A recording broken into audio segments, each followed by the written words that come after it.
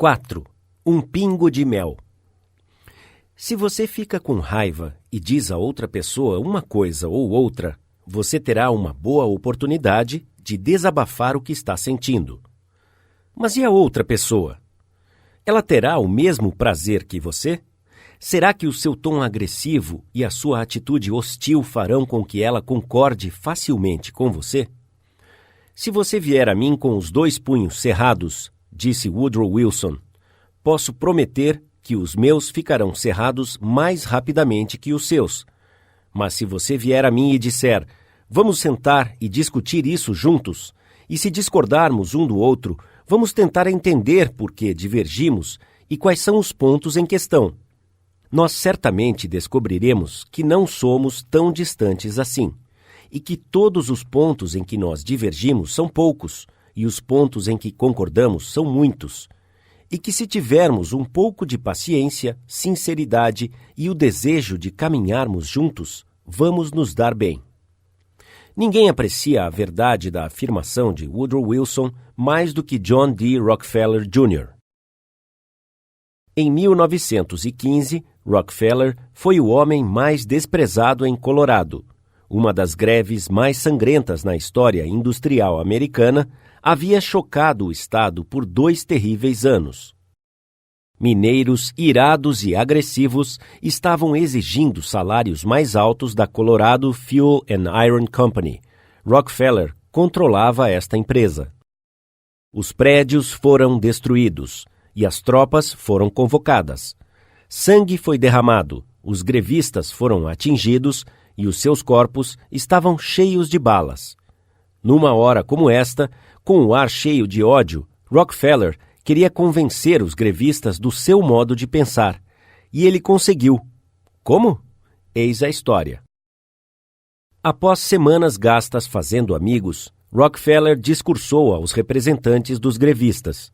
Este discurso, em sua integralidade, é uma obra de arte. Ele produziu resultados surpreendentes. O discurso acalmou ondas tempestuosas de ódio que ameaçavam engolir Rockefeller.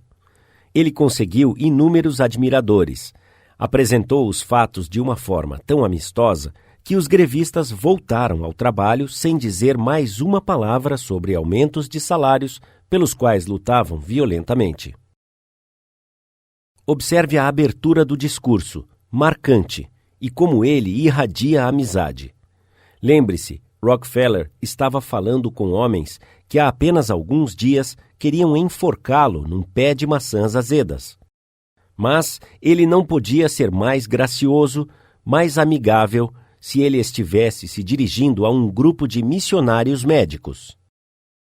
O seu discurso foi radiante, com frases tais como: eu tenho orgulho de estar aqui, tendo visitado seus lares e encontrado muitas de suas esposas e filhos, e agora estamos reunidos aqui, não como desconhecidos, mas como amigos. Um espírito de amizade mútua, nossos interesses mútuos.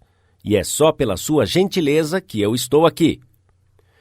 Esta é uma data importante em minha vida, Rockefeller começou. É a primeira vez que eu tive o privilégio importante de encontrar-me com representantes dos funcionários desta grande empresa, os seus executivos e superintendentes, juntos, e posso assegurar-lhes que estou orgulhoso em estar aqui e que me lembrarei deste encontro enquanto eu viver. Se esta reunião houvesse sido marcada há 2 semanas, eu estaria aqui como um desconhecido à maioria de vocês, reconhecendo alguns rostos. Tendo tido a oportunidade, na semana passada, de visitar todos os acampamentos, nos campos de carvão ao sul, e de falar individualmente com praticamente todos os representantes, exceto aqueles que estavam viajando, tendo visitado vocês em seus lares e encontrado muitas de suas esposas e crianças, estamos reunidos aqui não como desconhecidos, mas como amigos. E é neste espírito de amizade mútua que tenho o prazer de aproveitar esta oportunidade para discutir com vocês os nossos interesses mútuos. Já que esta é uma reunião de executivos da empresa e representantes dos funcionários, é só pela sua gentileza que eu estou aqui, porque felizmente não sou um e nem outro, E ainda assim, eu sinto que estou intimamente associado com os senhores, porque, de certa forma, eu represento os acionistas e diretores. Isso não é um exemplo excepcional sobre a fina arte de fazer amigos dentre os inimigos? Suponhamos que Rockefeller houvesse aplicado uma tática diferente. Suponhamos que ele houvesse discutido com aqueles mineiros e lançado fatos devastadores em suas caras. Suponhamos que ele houvesse lhes falado, através de sua entonação e insinuações, que eles estavam errados. Suponhamos que, por todas as leis da lógica, ele houvesse provado que eles estavam errados. O que teria acontecido? Eles teriam ficado ainda mais irados, com mais ódio e mais revolta. Se o coração de um homem está cheio de discórdia e mágoa contra você, você não conseguirá convencê-lo com toda a lógica da cristandade. Pais repressivos, chefes dominantes, maridos e esposas importunos deviam perceber que as pessoas não querem mudar de ideia. Elas não podem ser forçadas ou obrigadas a concordar comigo ou com você.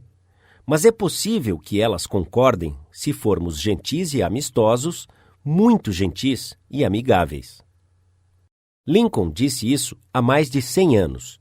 Aqui estão as suas palavras. É um provérbio antigo e verdadeiro que diz que um pingo de mel pega mais moscas do que um galão de fel. Então, se você quer conseguir convencer um homem à sua causa, primeiro convença-o que você é seu amigo sincero. Portanto, um pingo de mel é o que conquista o seu coração, que não importa o que disser, é o caminho mais curto à sua razão. Homens e mulheres de negócios aprenderam que vale a pena ser amigável com os grevistas. Por exemplo, quando 2.500 funcionários da montadora White Motor Company fizeram greve por salários mais altos e a organização de um sindicato de sua classe, Robert F. Black, o então presidente da empresa, manteve a calma e não condenou, ameaçou ou falou sobre tirania e comunistas.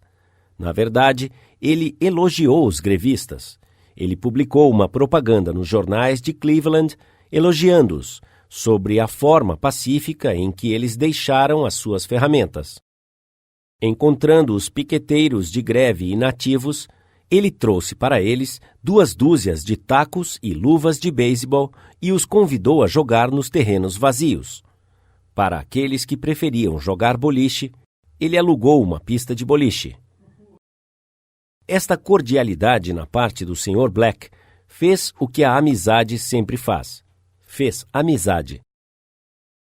Então os grevistas emprestaram vassouras, pás e carretas de lixo e começaram a catar fósforos, papéis, tocos de cigarros e pontas de charutos dentro da fábrica. Imagine só!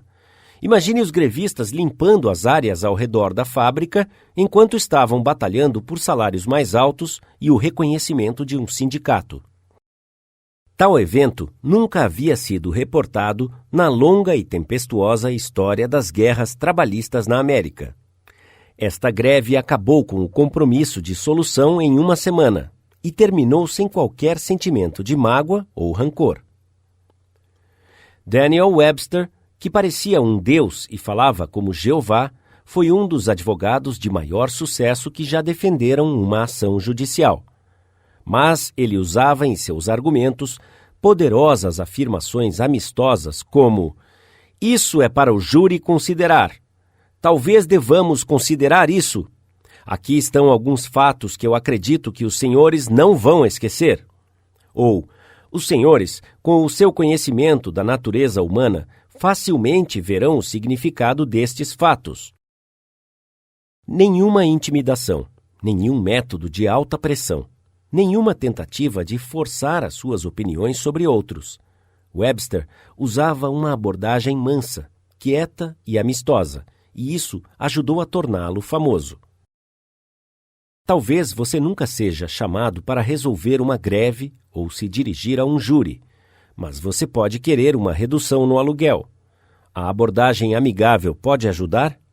Vamos ver.